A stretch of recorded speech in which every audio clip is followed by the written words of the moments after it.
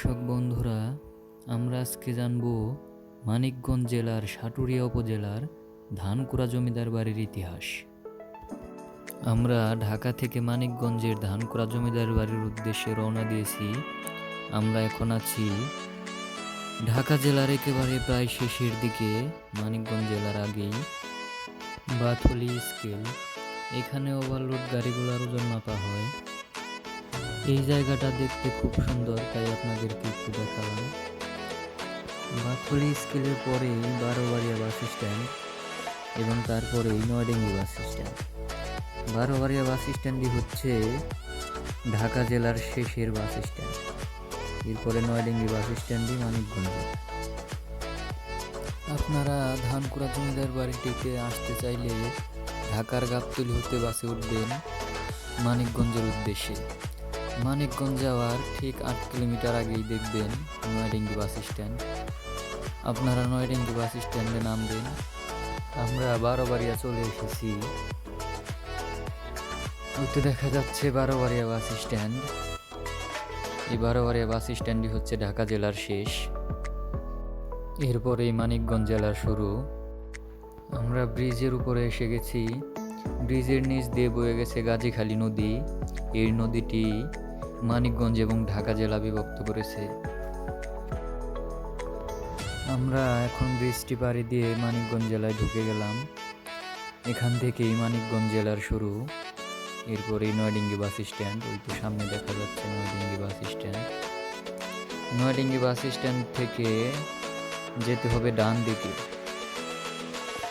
আমরা আপনাদের আগে বলেছি নয়ডেঙ্গি বাস স্ট্যান্ডে নামবেন। এখানে নেমে ডান দিকে ঢুকবেন। ডান দিকে ঢুকলেই দেখতে পারবেন এখানে অটো বাইক চলে। অটো বাইকওয়ালাদের বললেই হবে আমি ধানকুড়া জমিদার বাড়ি যাব। ওনারা আপনাদেরকে নিয়ে যাবে ধানকুড়া জমিদার বাড়িতে।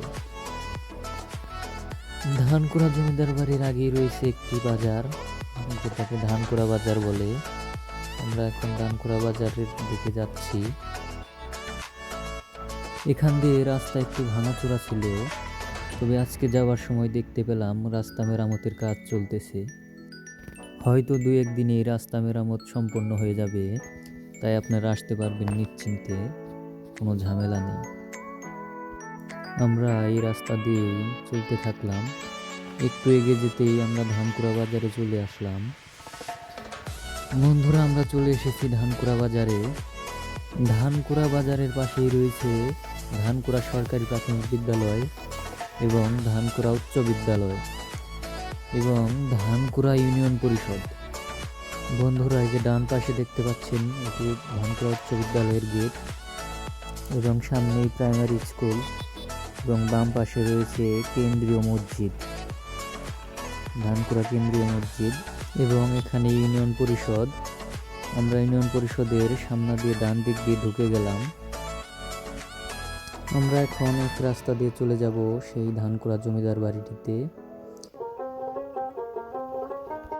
এক রাস্তা দিয়ে এগিয়ে যেতে আপনারা সেই কাঙ্ক্ষিত জমিদার বাড়িটি দেখতে পাবেন। আমরা প্রায় চলে এসেছি সেই জমিদার বাড়িটির নিকট।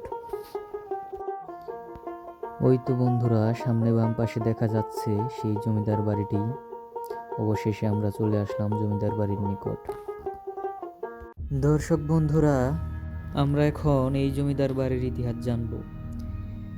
এই জমিদার বংশধররা আনুমানিক 251 বছর আগে ভারতের দিল্লি থেকে বর্তমান বাংলাদেশের মানিকগঞ্জ জেলার সাটুরিয়া উপজেলায় ধানকুড়া নামক এলাকায় এসে বসতি স্থাপন করেন এবং জমিদারি প্রতিষ্ঠা করেন। জমিদার বাড়ির প্রতিষ্ঠাতা ছিলেন জমিদার নরসিংহ রায় চৌধুরী। তারপর জমিদারি প্রথা বিলুপ্তির আগ পর্যন্ত একে একে জমিদার বংশধররা এই জমিদারি দায়িত্ব পালন করতে থাকেন। জমিদার নরসিংহ রায় চৌধুরীর ছেলে ছিলেন গিরিশ গোবিন্দ রায় চৌধুরী। তার ছেলে ছিলেন হেমচন্দ্র রায় চৌধুরী। তার ছিল 3 ছেলে, অমূল্যচন্দ্র রায় চৌধুরী, বীরেনচন্দ্র রায় চৌধুরী এবং নির্মলচন্দ্র রায় চৌধুরী। জমিদার বাড়ির পাশে এই জমিদাররা একটি বিদ্যালয় প্রতিষ্ঠা করেন, যে বিদ্যালয়ের গেটটি আপনাদেরকে এখানে আসার সময় দেখিয়েছি। বিদ্যালয়টি জমিদার হেমচন্দ্র রায় চৌধুরী তার বাবা গিরি গোবিন্দর নামে প্রতিষ্ঠা করেন। এই জমিদার বংশের আওতায় মোট 24টি কাছারি ছিল। বর্তমান ময়মনসিংহ জেলার জগন্নাথপুর ও খালিয়াজুড়ি নামক এলাকায়ও তাদের জমিদারি ছিল। দেশ ভাগের মধ্য দিয়ে জমিদারি প্রথা বিলুপ্ত হলে জমিদার বাড়ির বংশধররা 1952 সালে ভারত চলে যান। জমিদার বাড়ির প্রধান ফটকের উপরে রয়েছে একটি সিংহের ভাস্কর্য। সিংহের ভাস্কর্যটি গাছপালায় ঢেকে গেছে, এর জন্য খুব বেশি দেখা যাচ্ছে না। প্রধান ফটকের বাম পাশে একটি ছিল মঠ। আসলে এটা কিসের জন্য আমরা দেখব। সামনে এগিয়ে যেতেই দেখলাম একটি সিঁড়ির মতো, সিঁড়ি দিয়ে হয়তো তারা উপরে উঠতো। আমরা এখন চলে যাচ্ছি সিঁড়ি বেয়ে। এখানে দেখলাম উপরে যাওয়ার সিঁড়ি।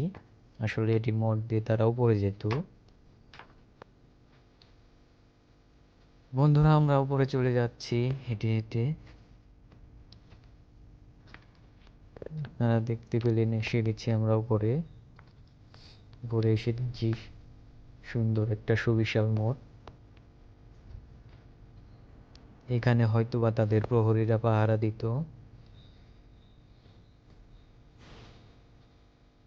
আসলে প্রধান ফটকের দুই পাশে রয়েছে দুইটি মঠ, হয়তো বা দুই পাশে প্রহরীরা থাকতো। এই মঠ দিয়ে আবার তাদের উপরে ওঠার সিঁড়ি ছিল, যেখান দিয়ে গিয়ে তারা ভবনগুলোর ছাদে উঠতো। আমরা আসলাম। এই ভবনটি খুবই চাপা একটি ভবন, তো তারপরেও এটির ছাদে ওঠা যায়। বন্ধুরা, এখন সামনে যে নতুন ভবনটি, এটি বর্তমানে ধানকুড়া ইউনিয়ন ভূমি অফিস হিসেবে ব্যবহৃত হচ্ছে। বন্ধুরা, আপনারা মঠটি দেখুন।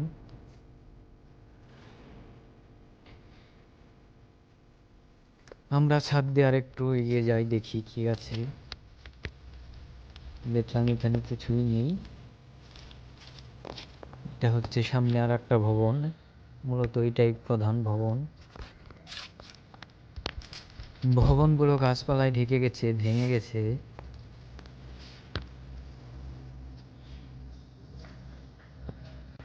আমরা এখন নিচে চলে যাব। আমরা অন্য একটা ভবনে ঢুকবো। আমরা এখন নিচে চলে যাচ্ছি সেই সিঁড়ি দিয়ে। দেখুন কত চাপা সিঁড়ি।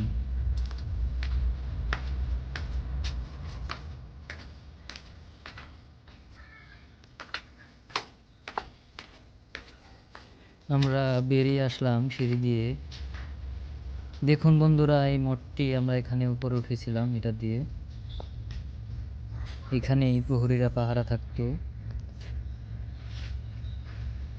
আর আমরা এই ভবনের উপরে গিয়েছিলাম ছাদে।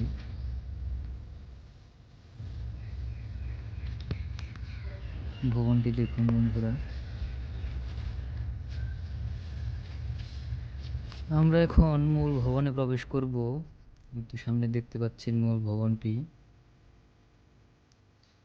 মূল ভবনটি গাছপালায় ঢেকে গেছে, সৌন্দর্য দেখা যাচ্ছে না।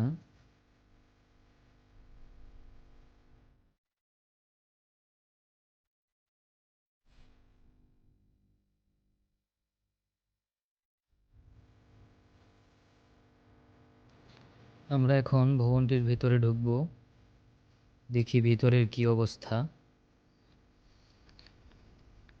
আমরা ভেতরে চলে এসেছি। দেখুন ভেতরে সবকিছু ভেঙে গেছে। উপরে ছাদ থেকে ইট খসে খসে পড়ে যাচ্ছে।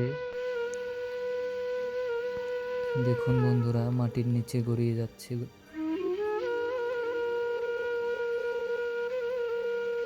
ভবনগুলো প্রায় ভেঙে গেছে, সৌন্দর্য বিলীন হয়ে যাচ্ছে দিনে দিনে। আমরা আপনাদের পুরো ভবনটি দেখানোর চেষ্টা করতেছি। দেখুন ভবন প্রায় ভেঙে গেছে। আমরা দেখি সামনে ডান পাশে কি অবস্থা ভবনটির। ভেতরে ঢুকলাম, ঢুকতেই দেখি একই অবস্থা, ভাঙা।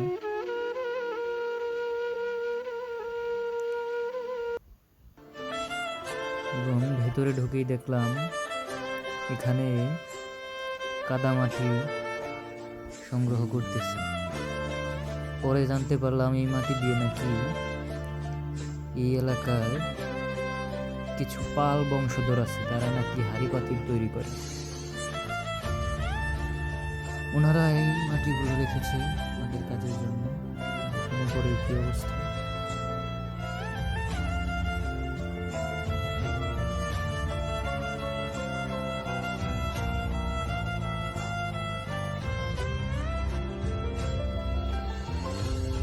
এই পাশেও একই অবস্থা, ভাঙা।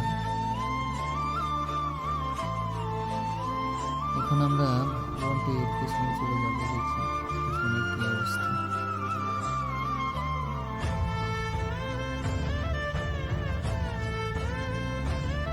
বন্ধুরা, আমরা ভবনটির পেছনে চলে এসেছি। দেখুন, ভবনটির পেছনেও ভেঙে গেছে, গুড়িয়ে গেছে।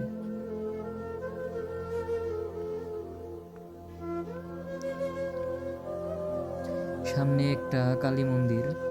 এই এলাকায় হিন্দু এবং মুসলিম উভয় জাতির লোক বসবাস করে। বন্ধুরা, ভবনটির পেছনে দেখুন কেমন। পাশে আরেকটি ভবন। এই ভবনটির ভেতরে আমরা যেতে পারিনি, ভবনটির ভেতরে যাওয়ার পরিস্থিতি নেই, তাই আপনাদেরকে এখান থেকেই দেখালাম।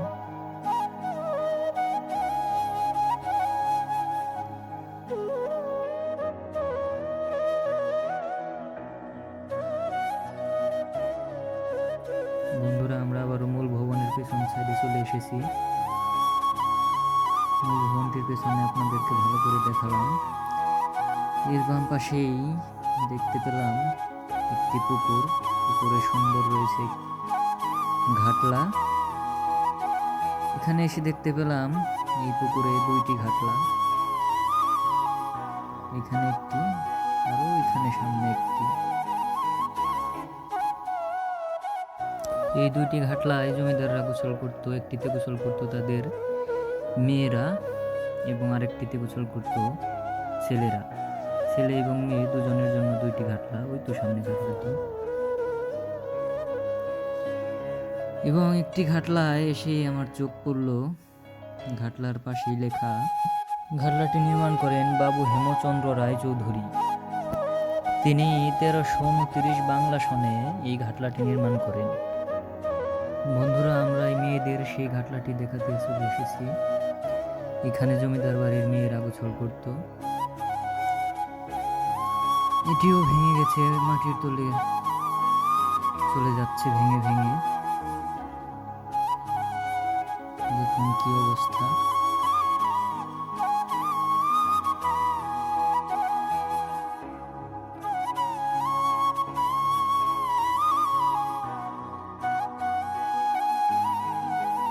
এখন আপনাদের পুরো পুকুরটি দেখাবো। বন্ধুরা, দেখুন পুকুরটি কেমন।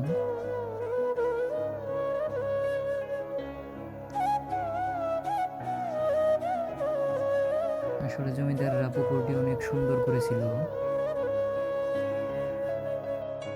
সুপ্রিয় দর্শক বন্ধুরা, আজকে এই পর্যন্তই। আবার দেখা হবে নতুন কোনো ইতিহাস নিয়ে। সেই পর্যন্ত ভালো থাকুন, সুস্থ থাকুন। আল্লাহ হাফেজ।